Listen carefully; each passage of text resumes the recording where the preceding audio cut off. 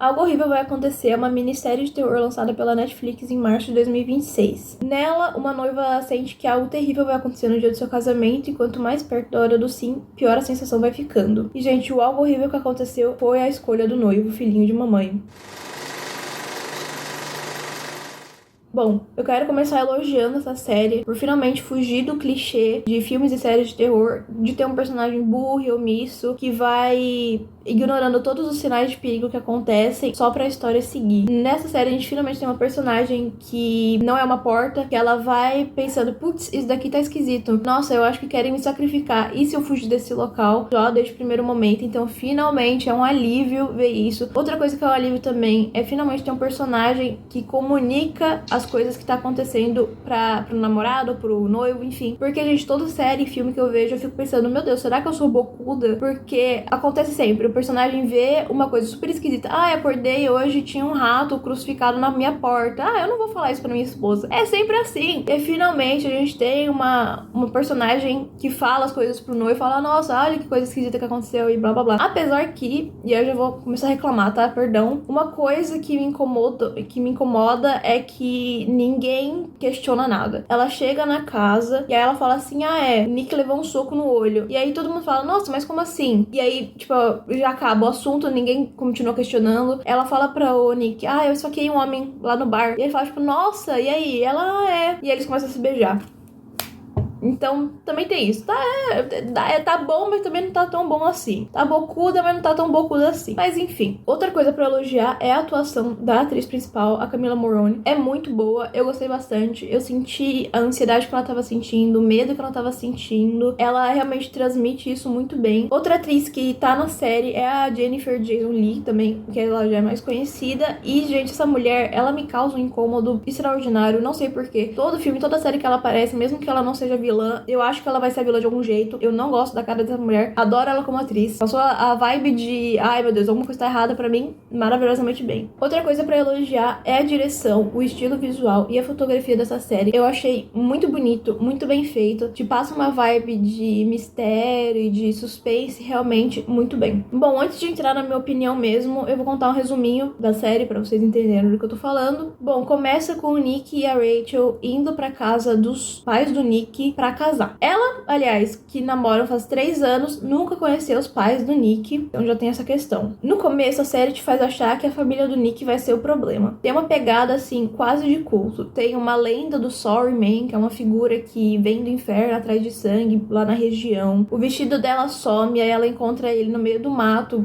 crucificado numa árvore. Ela vê o sogro dela cavando uma cova no meio do mato. Ela entra num quarto, tá, com livros de como convocar espíritos. Então, realmente, tem várias dicas aí de que algo tá errado. Aliás, sobre o vestido dela sumir, quando ele some, a mãe do Nick convence ele a ir até Chicago buscar o vestido, porque esqueci em algum lugar. Mas, tipo, dá pra ver que ninguém tá ligando muito, e aí eles meio que forçam ela a usar o vestido da mãe, o que é meio ritualístico, né? Então, a série vai sugerindo que o perigo tá ali, que ela vai ser sacrificada pro diabo alguma hora. Só que aí vai se revelando que nada disso é sobrenatural, que a família toda tá maluca por causa que a mãe tá morrendo, e aí que esse casamento é super especial porque vai ser a última festa dela. O vestido sumiu porque a criança pegou pra enganar o Sorry Man, além da local que eu falei. Então meio que tudo vai se explicando e aí a gente vai percebendo que o problema não são eles. Eles são malucos? Sim, mas malucos do jeito humano, então tá melhor, eu acho. Bom, e aí depois do 4º episódio é revelado que o perigo, na verdade, tá numa maldição que assombra a família da Rachel. Então vamos lá, uma historinha. A tataravó da Rachel lá atrás, ela casou. E aí o noivo morreu num acidente de caça. Aí ela fez um acordo com a morte pro noivo dela voltar à vida. E aí a morte falou,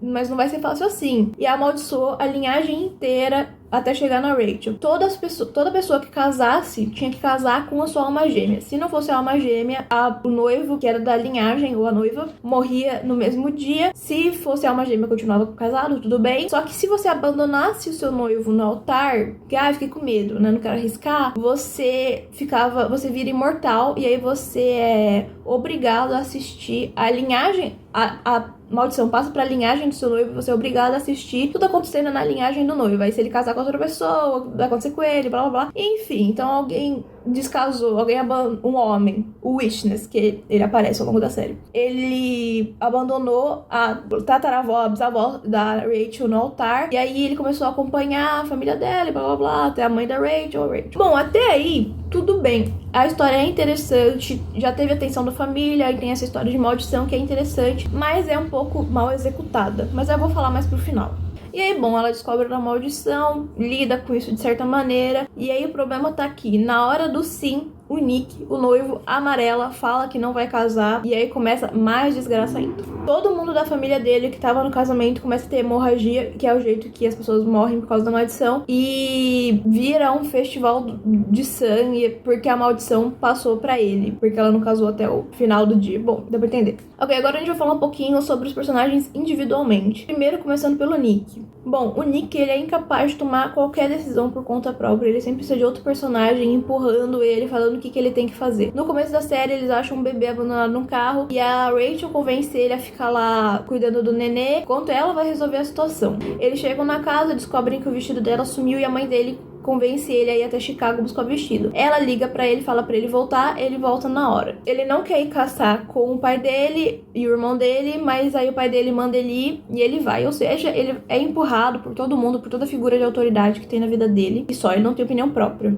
E aí, no final das contas, ele tá casando com a Rachel muito pelo fato de que casamento é uma tradição na família dele, que é super importante. A família dele é bem daquele tipo rico, tradicional, o casamento é bom e tal, mulher de casa, blá blá blá. Então, ele tá casando com ela muito por esse motivo, além do amor. E a Rachel já tinha falado pra ele que não acreditava em casamento, que não queria casar nunca, mas ele não ligou e pediu ela em casamento mesmo assim. E aí, na hora que ele decidiu ser independente, foi largando ela no altar, falando, não vou casar, realmente, você tava certa, esse negócio de casamento não é uma boa instituição. Só que, gente, ele podia ter falado isso meses antes. E aí, ele já sabia da maldição e jogou tudo no colo dela, principalmente pelo fato de que ele não acreditava nela, mesmo tendo prometido pra ela que acreditava minutos antes. Esse homem é o diabo.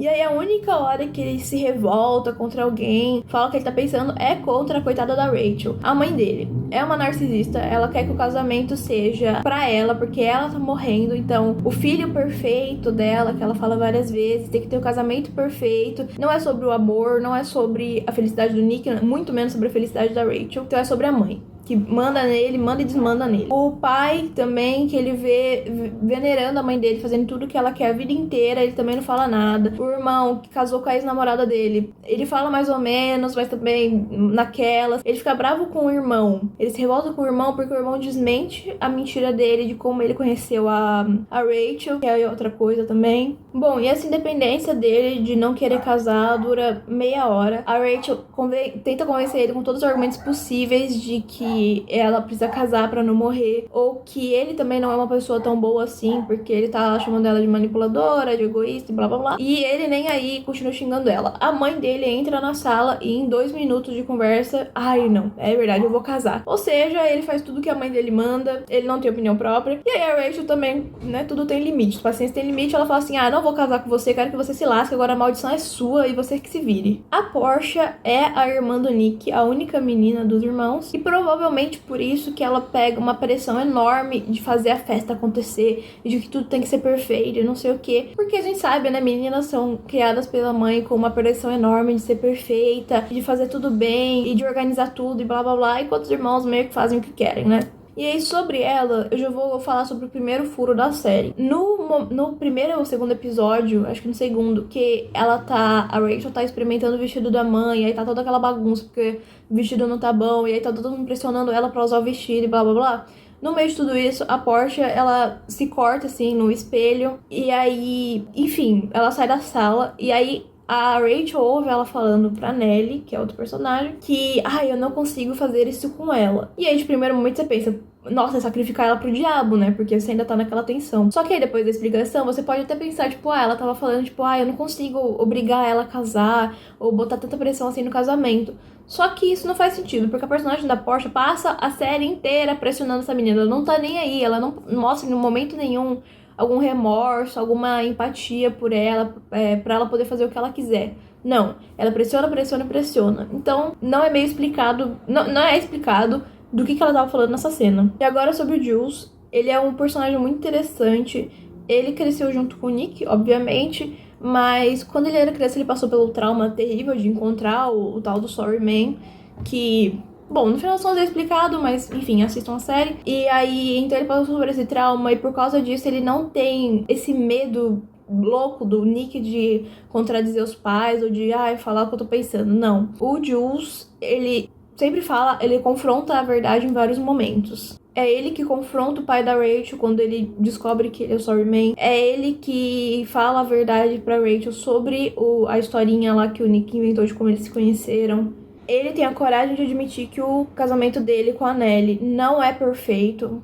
Aliás, a Nelly é outra personagem muito interessante, porque ela é cética, mas não daquele nível irritante que às vezes tem em filmes que, tipo, não acredita em nenhum, mesmo com evidências, mesmo com tudo, não, ela vai, ela ajuda, ela é realmente, tipo, a melhor personagem dessa série, com certeza. Bom, os pais, que nem eu falei, a Vitória, a mãe, ela é super narcisista, ela quer que tudo aconteça do jeitinho dela, com a roupa que ela planejou, enfim, é tudo sobre ela. E o pai, o Boris, ou o Dr. Cunningham, ele é omisso, ele admite tudo que ela tá falando, e é revelado que no começo da relação deles, ou enfim, durante o casamento, a Vitória traiu ele em algum momento. E aí, quando o Nick descobre isso, que ele começa com essa pira de que casamento é ruim, porque ele, mesmo sendo um homem adulto, idealiza a relação dos pais, ele acha que aquilo é o amor de verdade, que relacionamento de verdade, que não tem defeitos. Só que todo relacionamento tem defeitos, gente, mas ele não vê isso, de alguma maneira ele não vê isso. Alguns detalhes que eu amei sobre a série são o simbolismo. Por exemplo, a raposa. No começo da série, eles estão dirigindo e eles passam por uma raposa morta, que simboliza a Rachel naquele momento, né, que ela tá indo meio que de encontro à morte dela, mesmo ela não sabendo por causa da maldição. Depois ela vai num banheiro e ela encontra uma raposa também morta, só que com a barriga aberta e com... Eu não sei se era ratos que ela comeu ou se era filhotinhos de raposa que estavam lá na barriga dela, ou seja, representando a gravidez e representando a Rachel também, porque acho que no sexto, sétimo episódio é revelado que o pai dela, quando a mãe sofreu a maldição e morreu, abriu a barriga da mãe e pegou ela direto do útero. Então, representa isso. Depois tem a raposa que o Nick tá caçando, que ela se prende na armadilha e corta a própria perna fora pra conseguir escapar. Eu já vi muita gente falando que representa quando a Rachel cortou o dedinho dela pra fazer a poção lá. Palavras que não fazem o mínimo sentido se você não assistiu a série.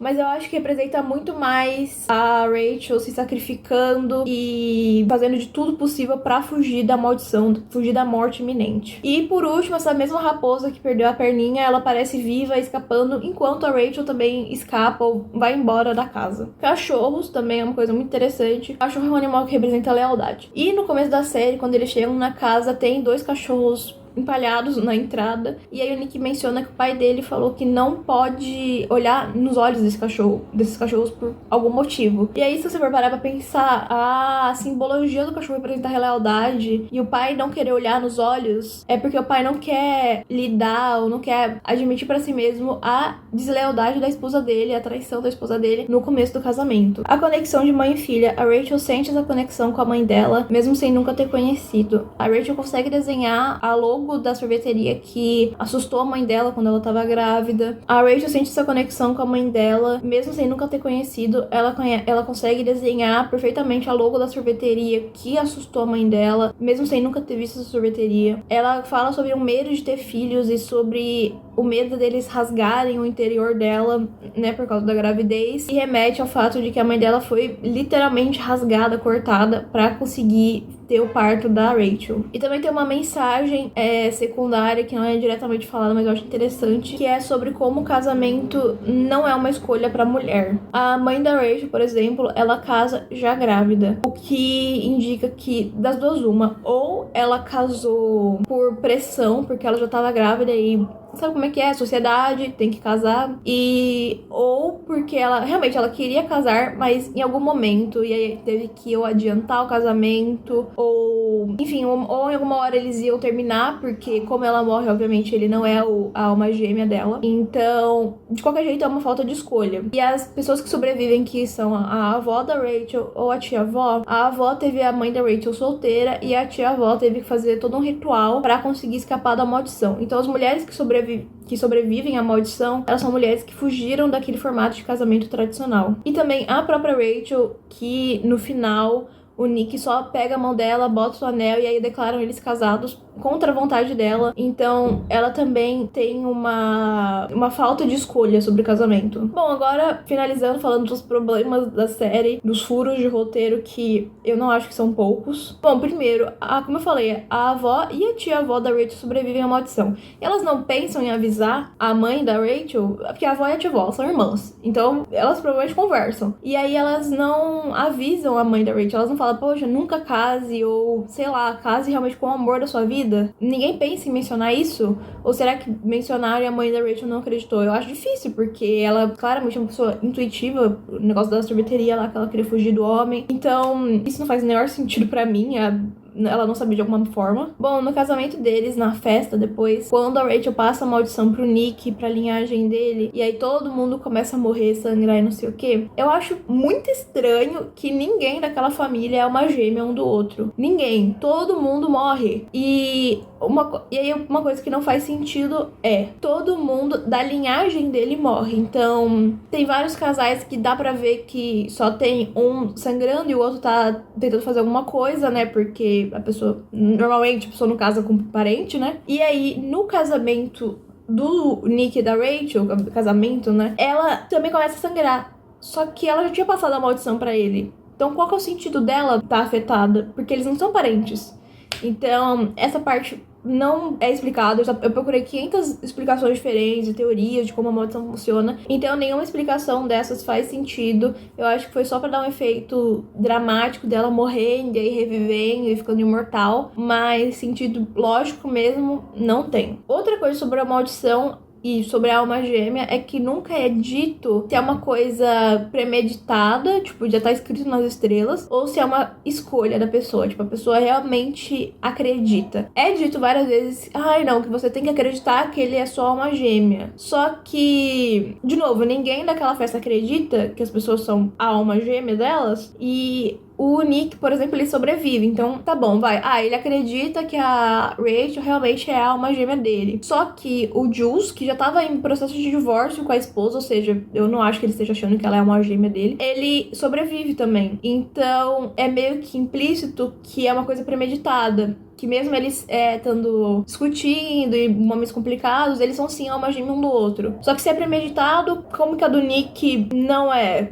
Enfim, essas coisas não fazem o menor sentido, não é explicado e me deixou bem confusa. A série nunca resolve isso e eu não acho que é um problema proposital, assim, pra te fazer pensar. É só um erro de consistência mesmo. E, de novo, pra repetir aquele negócio do começo de que a família dele, que é o perigo real, é desmentido. E ok, é uma explicação.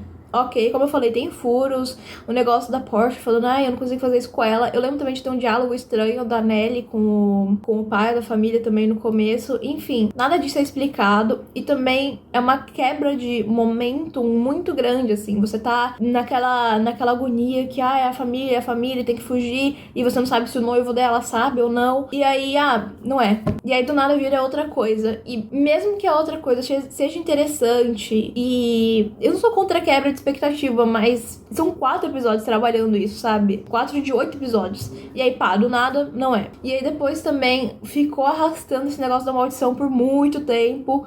Talvez, se fosse uma série de, sei lá, 6 episódios, teria sido trabalhado melhor. Bom, a série é produzida pelos Duffer Brothers, os produtores, os criadores de Stranger Things. Então eu acho que, sei lá, é uma tradição deles deixar um monte de ponta solta sem explicação e adivinha o que aconteceu, interpreta do jeito que quiser. Às vezes foi isso, eles queriam deixar essa marca deles, essa tradição deles nessa série. Bom, enfim, no final eu achei uma série muito interessante, tem simbolismos muito legais, tem ideias muito legais serem trabalhadas, só que tem esses problemas de furo de roteiro que é muito grande, que não tem como ignorar, porque quebra a sua imersão, porque você fica sem entender, sabe? Qual que é o ponto de você assistir 8 horas de episódios pra chegar no final e você ficar, tá, mas e aí? Mas é uma série que realmente eu me senti assim, presa, não, sei lá, não quis largar em nenhum momento. Então, é assim, é boa, divertido é uma palavra meio complicada, né? Mas entretém. Então eu recomendo assistir. Eu não acho que você vai estar perdendo muita coisa se você não assistir, mas é interessante. E talvez tenha um detalhe que eu não percebi ou alguma explicação que eu realmente não consegui entender. Bom, se vocês já assistiram e discordam de mim ou concordam comigo e querem me falar se eu tô sendo chata, que tô implicando com os detalhes, ou se eu não entendi o conceito da série, pode deixar o comentário aí embaixo que eu quero saber, tá? E beijos!